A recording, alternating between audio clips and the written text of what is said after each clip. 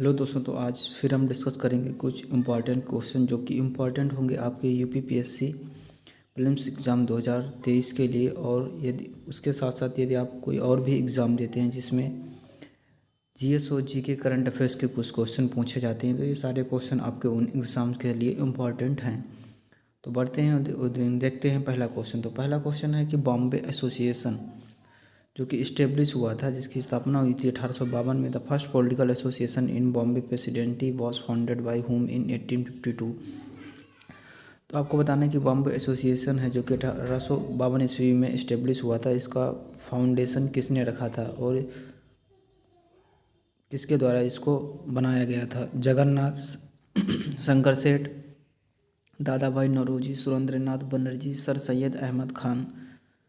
तो आपको इसका सही आंसर बताना है। तो जो बॉम्बे प्रेसिडेंसी था इसकी स्थापना जो थी वो जगन्नाथ शंकर सेठ के द्वारा की गई थी। तो Bombay Association was the first political organization in Bombay Presidency. तो ये पहला ऑर्गेनाइजेशन था जो मुंबई में बनाया गया था 1852 ईस्वी में बाई जगन्नाथ शंकर सेठ। इसमें और भी मेंबर थे, जैसे सर जमशेद जी, जगन्नाथ शंकरनाथ, नरोजी फर्गू सिंह, डॉक्टर भाऊ दाजी लैन, दादा भाई नरोजी, विनायक शंकर सेठ, और भी ये सारे मेंबर थे इस ऑर्गेनाइजेशन के। अगला क्वेश्चन है दोस्तों, which of the following was were recommendation of Sadler commission. तो आपको बताना है कि सैडलर कमीशन थी उसके क्या सुझाव थे। पहला ऑप्शन है creation of board of secondary education in provinces, यानी राज्यों में सेकेंडरी बोर्ड कमीशन की स्थापना करना। Making education of provincial subject, यानी शिक्षा को राज्य का एक subject banana. Separation of secondary education from university education, जो सेकेंडरी एजुकेशन होती है उसको यूनिवर्सिटी एजुकेशन से अलग करना। Establishment of university grant commission, और यूजीसी की स्थापना करना। आपको बताना है कि इसमें से कौन से कथन सही हैं। तो इसमें से जो हैं ऑप्शन 1, 2 एंड 3 आर करेक्ट। इसका मतलब है कि ऑप्शन ए इज करेक्ट। देखते हैं। The successor of Lord Curzon did not take any active interest in the improvement of education system. Lord Curzon के बाद किसी ने भी भारत में एजुकेशन सिस्टम को सुधारने के लिए कोई प्रयास नहीं किया। Education system was overloaded and universities work merely an examining body. और एजुकेशन सिस्टम था उसमें बहुत सारी जो इंफ्रास्ट्रक्चर होता है इसको टीचर की या और भी चीज़ों की बहुत ज़्यादा कमी थी। Fresh commission under doctor M E Sadler of Leeds university was set up to study and report problem of university grants commission, जिसके कारण एक कमीशन की स्थापना की गई थी जिसका नाम था एम ई सेटलर। यूनिवर्सिटी की मतलब जो कंडीशन है या उसके ऊपर स्टडी करने के लिए, प्रॉब्लम ऑफ यूनिवर्सिटी एजुकेशन और उसमें जो समस्याएं आती हैं उनको पढ़ने के लिए। This was called Sadler commission और कलकत्ता यूनिवर्सिटी कमीशन, इसको कलकत्ता यूनिवर्सिटी कमीशन भी कहा जाता है जो कि सेटलर कमीशन है। देख सकते हैं और इम्पॉर्टेंट इन्फॉर्मेशन है कि major objective of this commission was to free universities from burden of secondary education. तो इस कमीशन का जो मेन मुद्दा या मेन अहम था कि जो सेकेंडरी एजुकेशन होती है उसको यूनिवर्सिटी कमीशन एजुकेशन से अलग करना। मतलब से इंटर हाई स्कूल की पढ़ाई को, जो ग्रेजुएशन वाली पढ़ाई होती है पहले एक साथ होती थी, अब अलग अलग पार्ट में होती है। उसका मकसद यही था। So that the holy focus of higher education, तो हायर एजुकेशन को अलग से सेपरेटली टारगेट किया जा सके। This resulted in the creation of board of secondary education in province, इसके कारण ही राज्यों में सेकेंडरी एजुकेशन बोर्ड की स्थापना ही। United province was the first help to such board, और यूनाइटेड प्रोविंस जो कि आज उत्तर प्रदेश है, ये ऐसा पहला राज्य था जिसने सेकेंडरी एजुकेशन की स्थापना की थी। Secondary education was separated from the university education and admission to university was separated from matric level to intermediate level. इससे पहले जो एडमिशन होते थे यूनिवर्सिटी में वो ऐसे ही होते थे, पर इसके बाद से क्या हुआ कि जो हाई स्कूल और इंटर की परीक्षाओं देना, एग्जाम पास होना कंपलसरी बना दिया गया था ग्रेजुएशन में एडमिशन लेने के लिए। Sadler commission also recommended use of mother tongue as a medium instruction in intermediate college. जो सेटलर कमीशन थी इन्होंने मातृभाषा को जो था मैंडेटरी बना दिया था इंटरमीडिएट कॉलेज में पढ़ाई के लिए। Education was a made of provincial subject, और जो शिक्षा थी उसको राज्य की सूची में डाल दिया गया। Creation of inter university board for coordination among universities, okay, as far as Kolkata university concerned this commission give the following recommendation. और कोलकाता यूनिवर्सिटी ने कुछ सुझाव भी दिए थे, जैसे more power should be given to university, यानी यूनिवर्सिटीज़ को अधिक से अधिक पावर दी जानी चाहिए अपने लिए रूल्स और रेगुलेशन बनाने के लिए। Full time paid vice chancellor should be appointed in the university, और वाइस एक मतलब हमेशा के लिए वाइस चांसलर जिसको की सैलरी मिली अपॉइंट होना चाहिए। Provision should be made to differentiate pass course from honours course. Okay, ये कुछ सुझाव थे यूनिवर्सिटी ग्रांट कमीशन के। आपको बताना है आर्य समाज की का मोटिव क्या था। Discarded all later Vedas outgrowth, upheld monotheism, confined its educational effort to Sanskrit studies only. आपको बताना है कि जो आर्य समाज था वो सिर्फ क्या संस्कृत स्टडीज़ को ही बढ़ावा देता था, मोनोथिज्म को इन्होंने अपहेल्ड किया था क्या, और वेद के बाद की जो भी चीज़ें थीं उनको सबको उन्होंने दरकिनार किया था, ऐसा क्या इनके जो मोटिव थे। तो है 1 और 2, यानी discarded all later than Veda outgrowth, मतलब वेद के अलावा वो किसी में विश्वास नहीं करते थे, और मोनोथिज्म को उन्होंने बढ़ावा दिया, बाकी संस्कृत स्टडीज़ पे ओनली फोकस करते थे। ये स्टेटमेंट गलत है।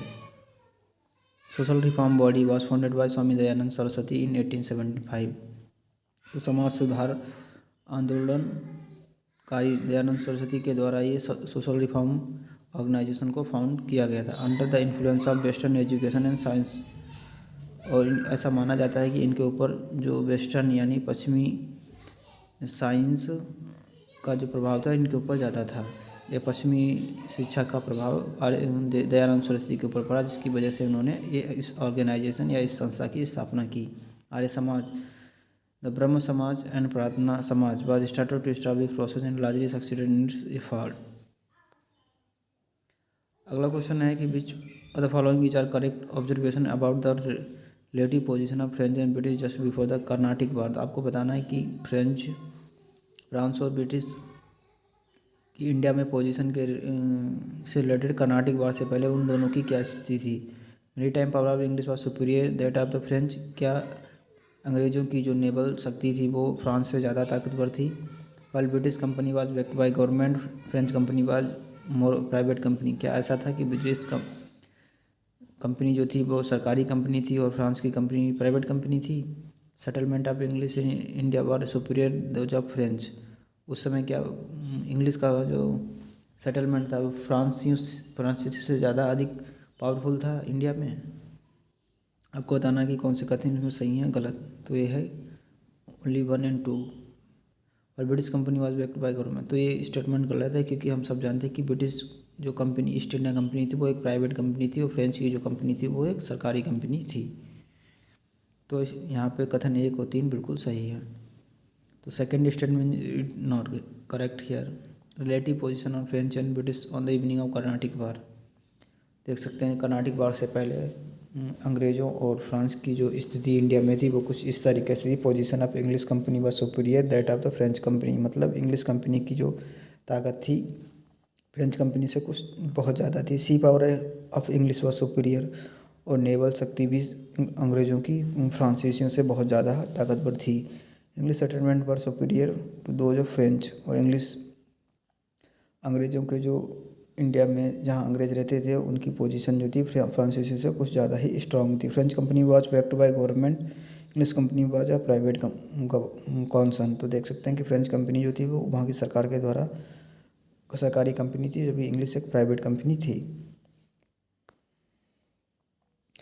आपको बताना है कि Narayan Rao become Peshwa in beach of the following year. आपको बताना है नारायण राव को पेशवा किस ईयर में बनाया गया। 1772, 1773, 1775, 1779। तो यह है 1772। Narayan Rao become Peshwa in year 1772। Narayan Rao को 1772 में पेशवा बनाया गया। His uncle Raghunath Rao wanted to become Peshwa, उसके जो चाचा थे वो रघुनाथ राव वो पेशवा बनना चाहते थे। हिज भाई Narayan Rao was killed by followers of Raghunath Rao, तो इसी कारण नारायण राव को मार दिया गया था रघुनाथ राव के फॉलोअर्स के द्वारा। Raghunath Rao fled man found guilty, और रघुनाथ राव भाग गया जब उस लोगों ने पाया कि उसने ऐसा करवाया है। और the following was known as Maratha Machiavelli. Maratha Machiavelli के नाम से इनमें से कौन सा जाना जाता है। बाजीराव फर्स्ट, नाना फडणवीस, महादी सिंधिया, छत्रपति साहू। तो ये हैं Nana Phadnavis. Nana Phadnavis was also known as Maratha Machiavelli. तो मराठा की मैकियावेली के नाम से नाना फडणवीस को जाना जाता है। मैकियावेली ऑफ इंडिया के नाम से भी जाना जाता है। The Europeans use to him by those name. और जो यूरोपियन कंपनीज थी या यूरोपियन जो कंट्रीज थी वो उनको इसी नाम से बुलाती थी। He was associated with controlling Maratha empire at Poona.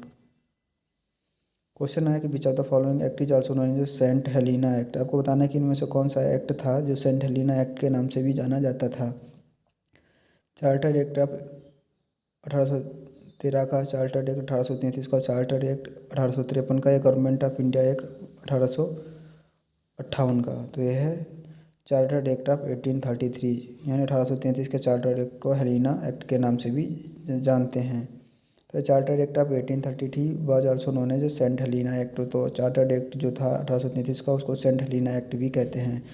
It was pass during the time of William Bentinck. और विलियम बेंटिक के टाइम पे इसको लाया गया था या पास किया गया था। As per the act governor general of Bengal was declared the governor general of India. तो इस जो एक्ट का सबसे मोस्ट इंपॉर्टेंट प्रोविजन था कि जो बंगाल का गवर्नर जनरल था उसको इंडिया का गवर्नर जनरल बना दिया गया। अगला क्वेश्चन है which of the following battle took place just before annexation of Sindh. तो आपको बताना है कि सिंध के भारत में मतलब सिंध को ऊपर आक्रमण करने से पहले कौन सा युद्ध हुआ था। Battle of Miani, battle of Dubbo, battle of Thom. तो है बैटल ऑफ थोम।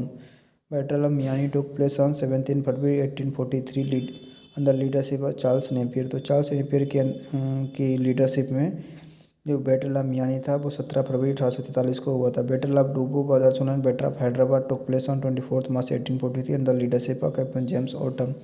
तो कैप्टन जेम्स ऑटम के अंतर्गत 24 मार्च 1843 को डुब्बो पार हुआ था हैदराबाद में under leadership of James Outram के भी अंतर्गत। And the annexation of Sindh was declared in August 1843। और जो सिंध का जो ऊपर आक्रमण था वो 1843 में किया गया। अगला क्वेश्चन है who of the following propose extension of principle of permanent settlement of Bengal throughout the whole of India. तो आपको बताना है कि परमानेंट सेटलमेंट जो कि बंगाल में पहले लागू था उसको पूरे भारत में किसने अप्लाई किया था। Bird Smith, Charles Wood, Lord Ripon, David Attenborough. तो हैं बर्ड स्मिथ। तो bird Smith was a permanent engineer in British east India company. तो बर्ड स्मिथ जो थे ब्रिटिश ईस्ट इंडिया कंपनी में एक इंजीनियर थे। इन द ईयर 1860 में he suggested extension of principle of permanent settlement of Bengal throughout the whole of India. तो 1861 ईस्वी में उन्होंने ऐसा सुझाव दिया कि जो परमानेंट सेटलमेंट का रूल है खेती का उसको पूरे भारत में लागू कर देना चाहिए जो कि बंगाल में उस समय प्रचलित था। Charles Wood approve it is in year 1862 but eventually it was completely by lord Ripon. तो लॉर्ड रिपन ने इसको हटा दिया था बट ये चार्ल्स वुड के द्वारा अप्रूव किया गया था। Lord Mayo founded Mayo college in which of the following place of India. तो आपको बताना है कि लॉर्ड मायो जो वायसराय थे उनके द्वारा मायो कॉलेज भारत किस जगह इस्टेब्लिश किया था गया था या फाउंडेशन इसका रखा गया था। अजमेर, ग्वालियर, इंदौर, इलाहाबाद। तो यह है Ajmer. Mayo college was founded by lord Mayo in year 1875 in Ajmer. तो देख सकते हैं कि लॉर्ड मायो ने लॉर्ड मायो कॉलेज को अजमेर में 1875 में बनवाया था। Purpose of building this college was to provide education to children of Indian princes. और इस कॉलेज का मेन मकसद यही था कि जो भारतीय राजाओं के जो बच्चे थे उनको शिक्षा दी जा सके। Name of first principal of this college was Colin Oliver Saint John. और जो इस कॉलेज के पहले प्रिंसिपल थे उनका नाम था ओलिवर सेंट जॉन। अगला क्वेश्चन है कि which of the following was the main purpose of appointing Hunter commission. आपको बताना है कि हंटर कमीशन को अपॉइंट करने के पीछे मेन पर्पज क्या था या मेन मुख्य कारक क्या था। To inquire about the administration of lord Ripon. Lord Ripon के कार्यकाल को जांच पड़ताल करना। इंक्वायर अबाउट इल्बर्ट बिल के बारे में जानकारी करना। इंक्वायर अबाउट वुड्स डिस्पेच के क्या कॉन्सिक्वेंस थे उसके बारे में रिसर्च करना तथा इंक्वायर अबाउट वुड्स डिस्पेच के बारे में रिसर्च करने के लिए ही हंटर कमीशन को अपॉइंट किया था। तो Hunter commission was appointed in year 1882 by lord Ripon. तो लॉर्ड रिपन के ही द्वारा हंटर कमीशन को 1882 में अपॉइंट किया गया था। President board of control Charles Wood pass a resolution which was known as Wood's dispatch. तो जो इस डिस्पेच चार्ल्स वुड डिस्पेच के जो प्रेसिडेंट थे उनके द्वारा ही इसको पास किया गया था। Main purpose of appointing Hunter commission was to inquire about the effectiveness and application of Wood's dispatch. तो ये वुड्स डिस्पेच था इसकी क्या असर हुआ है लागू करने के बाद, इसके बारे में स्टडी करने के लिए हंटर कमीशन को अपॉइंट किया गया था। दोस्तों ये तो कुछ इंपॉर्टेंट क्वेश्चन मिलते हैं अपने अगले नेक्स्ट इंपॉर्टेंट क्वेश्चन के साथ।